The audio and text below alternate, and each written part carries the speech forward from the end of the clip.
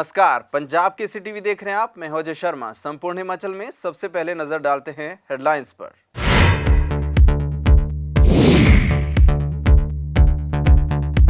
चुनावी गर्मी शांत होते ही प्रदेश में बदला मौसम। ऊंचाई वाले इलाकों में बर्फबारी, निचले इलाकों में बारिश। तापमान में गिरावट। 19 नवंबर को फिर से एक्टिव होगा पश्चिमी विक्षोभ।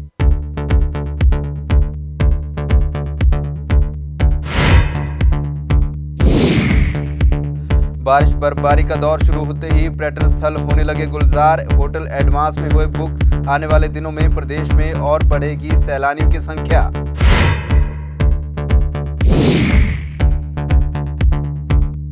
धर्मशाला के मैक्लोडगंज में ट्रैकिंग के लिए निकला विदेशी पर्यटक लापता। 8 नवंबर को मिला था रास्ता भटकने का संदेश। प्रशासन ने एसडीआरएफ टीम के साथ चलाया हुआ है सर्च अभियान।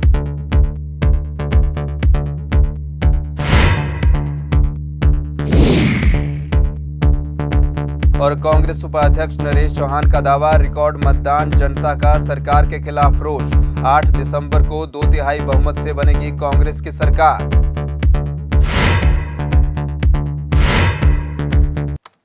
प्रदेश में चुनावी गर्मी शांत होते ही मौसम ने भी करवट बदल ली है। प्रदेश में आज सुबह से ही बर्फबारी और बारिश का दौर जारी है। लाहौल स्पीति, चंबा, किन्नौर, कुल्लू, सिरमौर, शिमला आदि जिलों में कई इलाकों में बर्फबारी दर्ज की गई है, जबकि बाकी पूरे प्रदेश में बारिश हुई है।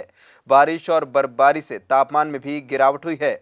मौसम विज्ञान केंद्र के निदेशक डॉक्टर सुरेंद्र पाल ने बताया कि मंगलवार से तापमान में 2 से 3 डिग्री तक गिरावट आने की संभावना है।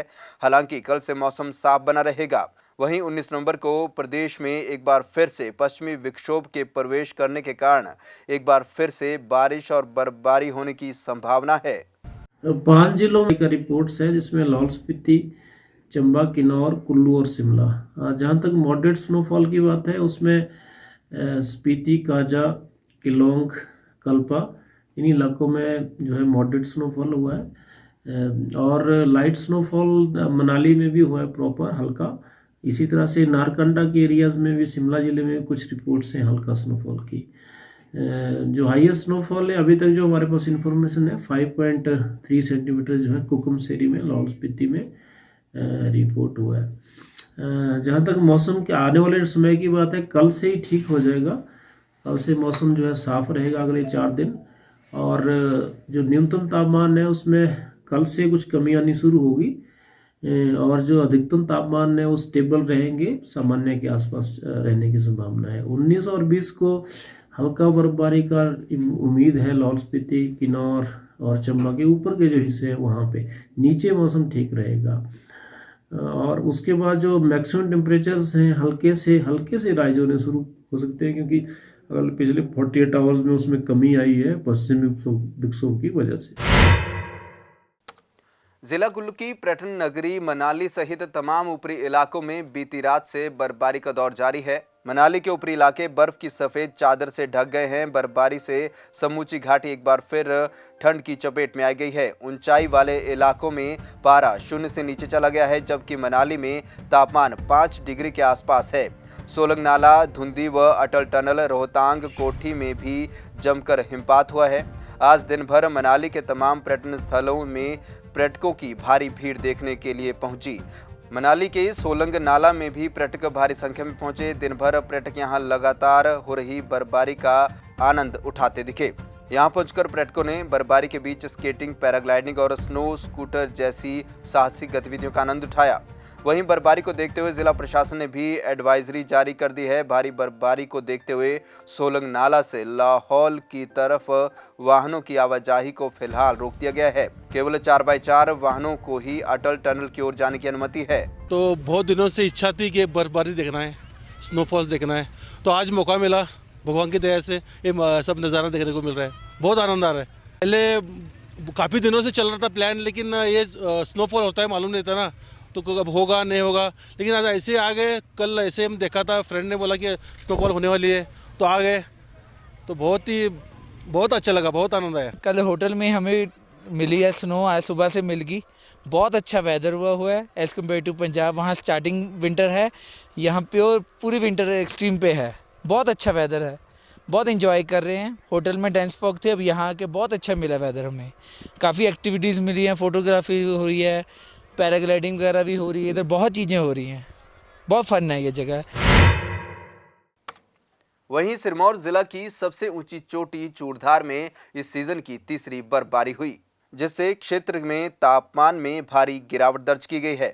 चूड़धार में बर्फबारी का क्रम लगातार जारी है। ऊपरी क्षेत्रों में हिमपात व निचले इलाकों में हल्की बारिश के बाद पूरा जिला शीतलहर की चपेट में आ गया है। बर्फबारी होने के चलते तापमान में भी गिरावट दर्ज की गई है। तापमान में 4 से 5 डिग्री की गिरावट दर्ज की गई है। वहीं ये हिमपात व बारिश किसानों व बागबानों के लिए वरदान से कम नहीं है। ऐसे में किसान बागबान काफी खुश नजर आ रहे हैं। प्रदेश में बारिश और बर्फबारी का दौर शुरू होने से पर्यटन कारोबार ने भी रफ्तार पकड़ ली है। शिमला जिला के ऊपरी क्षेत्रों में बर्फबारी होने से दिल्ली, पंजाब और हरियाणा के सैलानी काफी संख्या में एडवांस बुकिंग यहां पर कर रहे हैं और आने वाले दिनों में प्रदेश में सैलानियों की संख्या और बढ़ सकती है। जहां होटलों के कमरों की बुकिंग में तेजी आई है, वहीं साइट सीन के लिए टैक्सियों की बुकिंग से टैक्सी कारोबार ने भी रफ्तार पकड़ी है। मौसम चल रहा है, अगर बर्फबारी होती है तो लाजमी है कि सैलानी बढ़ेंगे, क्योंकि जब बर्फबारी होती है तो जो प्लेन इलाके के जो हमारा टूरिस्ट होता है, चंडीगढ़, हरियाणा, पंजाब, दिल्ली, जो यहाँ से नज़दीक जितना भी नज़दीक का टूरिस्ट है, ये सुबह निकलता है और 12 बजे यहाँ पहुँच जाता है। जो दूर का टूरिस्ट होता है, जैसे नॉर्थ ईस्ट का है, साउथ इंडियन है, वो भी शुरू आना हो जाता है। जितना जल्दी बर्फबारी होएगी, जितना ज़्यादा बर्फबारी होएगी, सैलानी उतना ज़्यादा आता है और हमारा काम अच्छे से चलता है। धर्मशाला के मैक्लोडगंज में नड्डी गांव के पास गुना माता ट्रैक पर ट्रैकिंग के लिए निकला एक विदेशी पर्यटक पिछले कई दिन से लापता है। प्रशासन ने एसडीआरएफ की टीम के साथ लापता पर्यटक की तलाश के लिए सर्च अभियान चलाया हुआ है। बताया जा रहा है कि यह पर्यटक अमेरिका का रहने वाला है और इसका नाम मैक्समिलियन लॉरेंज है। यह नड्डी गांव के आरा कैंप में पिछले 15 दिनों से ठहरा हुआ था और 7 नवंबर को फुल मून के दिन ध्यान साधना के लिए गुना माता ट्रैक पर गया था, जिसके अगले दिन 8 नवंबर को उसने संदेश भेजा था कि वह रास्ता भटक गया है। इसके बाद आरा कैंप के प्रबंधकों ने उसके लापता होने की सूचना थाने में लिखवाई। सूचना मिलते ही कांगड़ा पुलिस और जिला प्रशासन हरकत में आ गए और एसडीआरएफ की टीम के साथ रेस्क्यू टीम को रवाना कर दिया गया। एसपी कांगड़ा डॉक्टर खुशहाल शर्मा ने बताया कि लापता विदेशी पर्यटक को लगातार ढूंढा जा रहा है। एक अमेरिकन टूरिस्ट यहाँ एक आरा कैंप है नड्डी में, वहाँ पे वो पिछले 14 दिन से डेली ऊपर जाकर वापस आता है शाम को। बहुत ऊपर, 2 किलोमीटर ऊपर, बहुत हाइट में नहीं गया हुआ। उसकी जो लास्ट लोकेशन भी थी जो उसने बताई थी, जब मालिक को बताया था 8-9 तारीख को, तो वो भी उसकी वहीं की थी। तो अभी हमारी टीम्स जो है वो जिला प्रशासन की टीम जो है, एनडीआरएफ, एसडीआरएफ की टीम जो है वो सर्च कर रही है। लोकल लोग भी इसमें मॉनिटरिंग सर्च कर रहे हैं, मॉनिटरिंग इंस्टीट्यूट के भी हैं। अभी इसका कोई क्लू नहीं मिला है और अभी हमने आज डॉग स्क्वाड भी भेजा है और वहाँ पे ड्रोन कैमरे भेजा हुआ है। आज थोड़ा मौसम भी खराब है तो अभी कोई इसका क्लू नहीं मिला है। हिमाचल में 14वीं विधानसभा के लिए हुए चुनाव में 12 नवंबर को रिकॉर्ड मतदान दर्ज किया गया है। प्रदेश में इस बार 75.6% मतदान रिकॉर्ड दर्ज किया गया है। इसमें 1% पोस्टल बैलेट्स हैं और अभी भी 2% पोस्टल बैलेट्स रिसीव करना बाकी है, जिससे मतदाता प्रतिशत और बढ़ने की संभावना है। ऐसे में कांग्रेस ने इस रिकॉर्ड मतदान को सरकार के खिलाफ जनता का रोष बताया है। शिमला में पत्रकारों से बातचीत के दौरान कांग्रेस उपाध्यक्ष नरेश चौहान ने कहा कि प्रदेश में इस बार रिकॉर्ड मतदान हुआ है। जनता ने 75% से ज़्यादा वोटिंग कर पहले के रिकॉर्ड को तोड़ा है, जो लोकतंत्र की मजबूती के लिए ज़रूरी है। नरेश चौहान ने दावा किया कि हिमाचल में 8 दिसंबर को कांग्रेस की सरकार बनेगी, क्योंकि 5 साल से सरकार की नीतियों से जनता परेशान थी और अब जनता ने कांग्रेस की 10 गारंटी पर विश्वास किया है। सरकार बनने पर सभी गारंटी लागू की जाएंगी। हिमाचल प्रदेश में जो है कांग्रेस पार्टी की सरकार 8 तारीख को 2/3 बहुमत के साथ बनने वाली है। इसका सबसे बड़ा कारण ये है कि हमने चुनाव के दौरान भी कई बार ये जिक्र हुआ कि प्रदेश के अंदर जो भाजपा की सरकार रही 5 साल, उनका जो कार्यकाल था और लोगों का जो रुझान हर वर्ग का प्रदेश की सरकार के खिलाफ था और मूड साफ दिख रहा था। लोगों का परिवर्तन की एक लहर हिमाचल प्रदेश में चल रही थी और उसका सीधे तौर पे वोटिंग परसेंटेज से भी हम इसको जोड़ सकते हैं। तो ये एक ऐसा समय है कि जब हम एक नई सरकार के साथ कांग्रेस पार्टी की जैसी मेरी उम्मीद है कि हम आगे बढ़ेंगे और प्रदेश का जो विकास 5 सालों में रुका था उस विकास को मिलजुल के सभी लोग, और जो विपक्ष में भी रह जाएंगे, हम ये सोच के साथ उनको भी साथ लेके चलेंगे, प्रदेश के विकास को आगे बढ़ाएंगे। कांग्रेस पार्टी चुने हुए लोग होंगे, पार्टी हाईकमान तय करेगा, प्रदेश का मुख्यमंत्री होगा। मुझे पूरा उम्मीद है। उस उम्मीद का कारण क्या है कि जो फीडबैक आया है, अब जो फीडबैक हमारे सभी जगह से, पूरे हिमाचल प्रदेश से हमारे पास जो पहुंच रहा है, हमारे लिए वो काफ़ी उत्साहित करने वाला है कांग्रेस पार्टी को। उसके जो हमने चुनाव के प्रचार के दौरान हमारे नेताओं ने और हम सभी ने जो बात कही थी, मुझे लगता है वो सच होने वाली है। देश और प्रदेश में आज कांग्रेस ने देश के पहले प्रधानमंत्री स्वर्गीय पंडित जवाहरलाल नेहरू का जन्मदिवस धूमधाम से मनाया। जिला सोलन में कांग्रेस नेता कर्नल धनीराम शांडिल ने कार्यकर्ताओं के साथ पंडित नेहरू की प्रतिमा पर फूल मालाएं चढ़ाई और उन्हें श्रद्धांजलि दी। इस दौरान कांग्रेस कार्यकर्ताओं ने उनके द्वारा दिखाए गए रास्ते पर चलने की शपथ भी ली। पत्रकारों से बातचीत के दौरान कर्नल धनीराम शांडिल ने कहा कि पंडित जवाहरलाल नेहरू आधुनिक भारत के निर्माता थे और वह शांति दूत के नाम से जाने जाते हैं। साथ ही उन्होंने बताया कि जब पंडित नेहरू हिमाचल में आए थे तो उन्हें सुनने का मौका मिला था और वे उनके विचारों से बेहद प्रभावित थे। शांडिल ने कहा कि सभी को उनके द्वारा दिखाए गए रास्ते पर चलना चाहिए। आज बड़े हर्षोल्लास के साथ पूरे भारत में, तो मैं तो कहूँगा पूरे विश्व में, पंडित जवाहरलाल नेहरू जी का जन्मदिन मनाया जा रहा है। वो एक ऐसी शख्सियत थे जिन्हें हम आधुनिक भारत के निर्माता के रूप में याद करते हैं।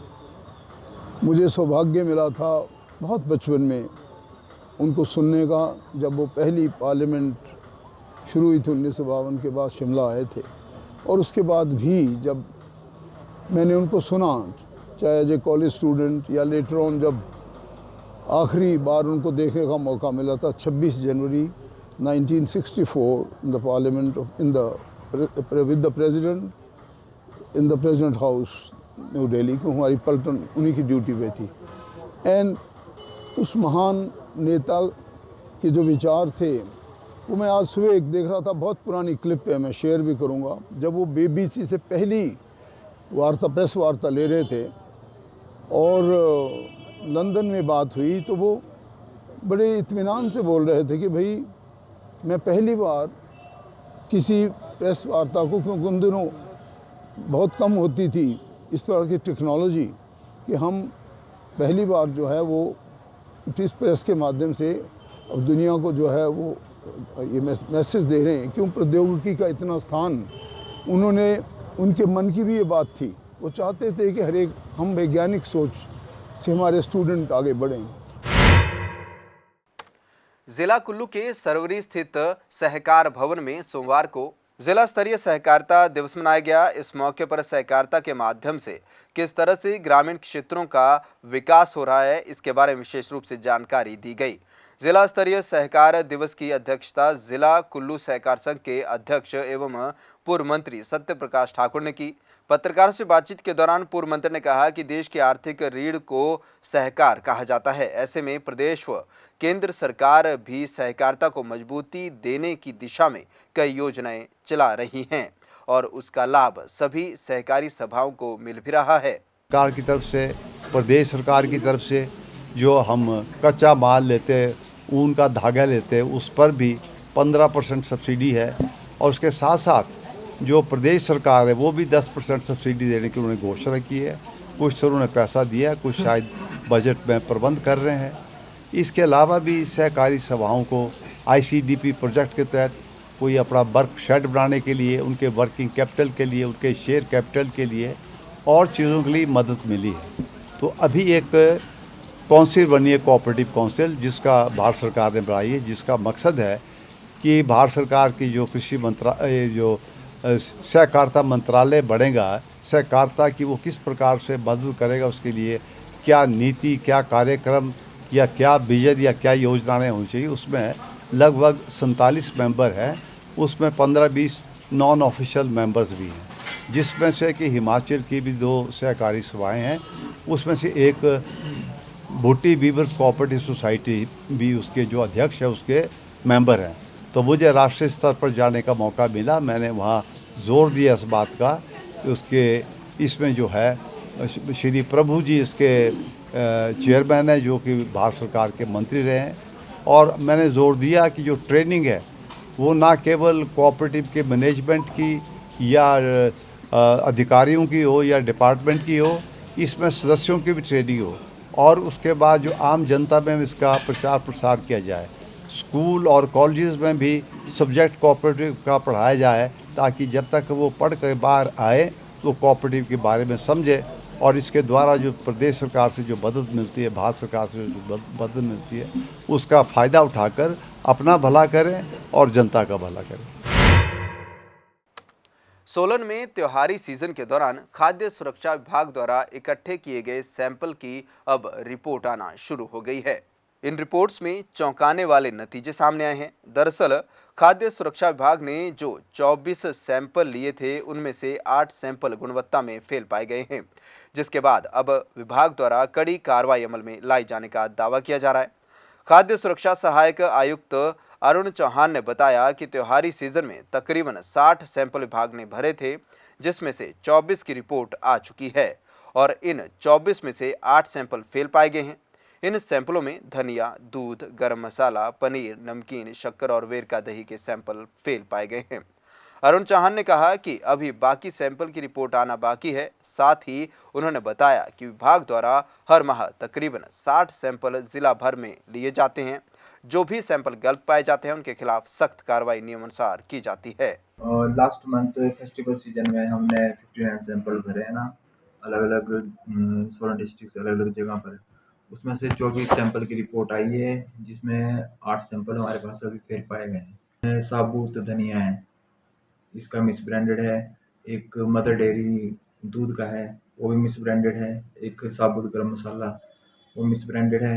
एक मैंगो कुकीज़ होती है लूज़, वो सब स्टैंडर्ड है। पनीर लूज़ सब स्टैंडर्ड है। नमकीन ये सब स्टैंडर्ड और मिस ब्रांडेड दोनों हैं। और शक्कर का सब स्टैंडर्ड है और वेरका दही सब स्टैंडर्ड। टोटल सैंपल लिए थे 59, उसमें से अभी 24 सैंपल की रिपोर्ट आई है, जिसमें से 8 सैंपल फेल पाए गए। इस बुलेटिन में फिलहाल इतना ही। अजय शर्मा को दीजिए इजाजत। नमस्कार।